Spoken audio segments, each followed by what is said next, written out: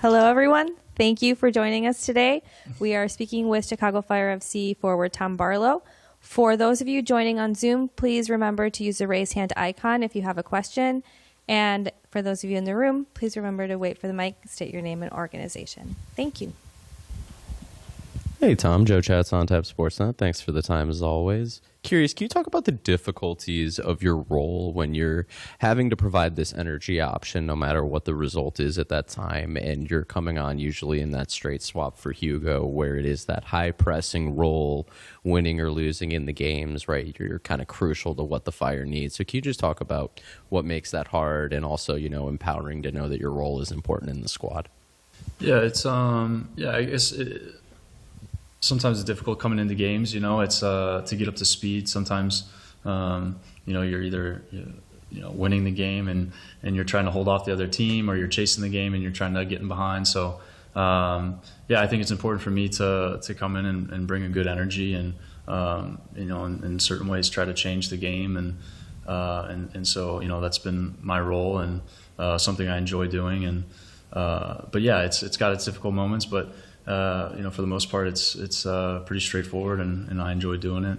And Hugo's doing such a good job of scoring goals and stuff like that. So for me to come in and try to help the team close out a win is important. So it's been good. Yeah. Alex Calabrese, MAR 97 Media.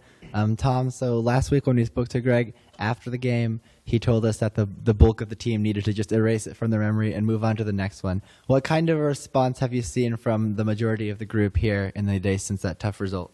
Yeah, it's been good. Obviously, it was an unfortunate result after a long week. We wanted to close out the week on a high note. But the important thing is to, like he said, put it behind us, and we move on. We focus on the next game, and that's Orlando this weekend. So it's been a hard training week. Everyone seems to be dialed in. We got a good game plan, and it's just about going down there and executing, and putting on a good performance. And we think if we do that, we'll be successful. Another thing about this Orlando game is compared to all the previous games this season, it's going to be about 88 degrees. Is there anything that changes for you mentally going into a game where the climate is so completely different to everything you've had for the last 5 months? Yeah, obviously, it's going to be hot. So, Chicago weather lately, it's just starting to warm up. It'll be a little bit different, but I think when it's hot and humid, makes it a little bit tougher. But I think we enjoy that environment and suffering a little bit, and it makes everybody I think focus a little bit more and really come together and fight for each other a little bit, because it is going to be a little bit harder. So. It's we're excited about it. It's a good opportunity for us, so try to make the most of it. And Tom, just with it being Orlando, reverse fixture was not the result the team wanted, going down to 10 men in the first half, 0-0 at home.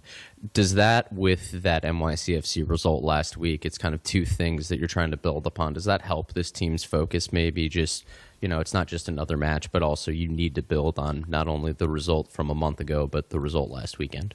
Yeah, I think, like you said, the last game against Orlando was tough, going down a man, but I thought we put on a good performance, and the guys really fought hard, and that was a big step in the right direction for us, even though we didn't get the result we wanted. We were happy about it, but we're here to win games, and like I said, New York City wasn't how we wanted it to go, but we turned a new page, and we worry about this game, and we're confident we can go down there and get 3 points. Thank you. Now we will take some questions from Zoom.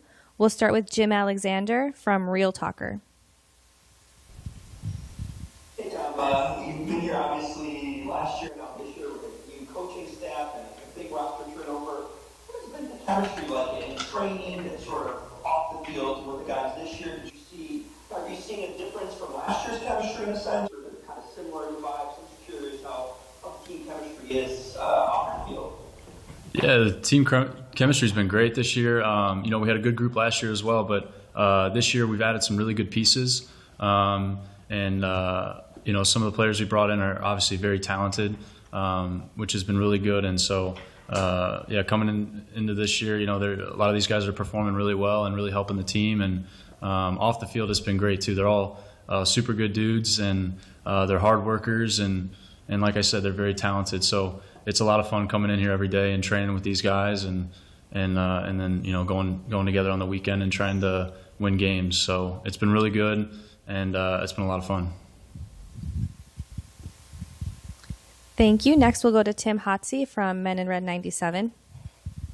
Hey Tom, thanks for taking the time with us. So, Greg has talked about sort of the duality of having midweek games happening more often, of like it can help you just get past the result if it's not what you wanted.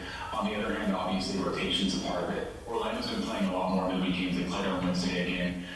Do you think that's going to change? Do you think that's an advantage for the Flyer going into the game, or do you think that the added rest can also mean a little bit less sharpness? Yeah, I think I watched the game last night. And Orlando rotated a few guys, so we expect a strong lineup though this weekend. Personally, I like the midweek games. More games, I think is good. But yeah, I think you do get a little bit of advantage. A little bit of a break, and you can focus in on training and prepare for a full week to get ready for a game. Has its advantages. So, like I said earlier, we're ready to go. We got a good game plan. It's just about going down there and executing, and we're confident we can go down there and have a good result.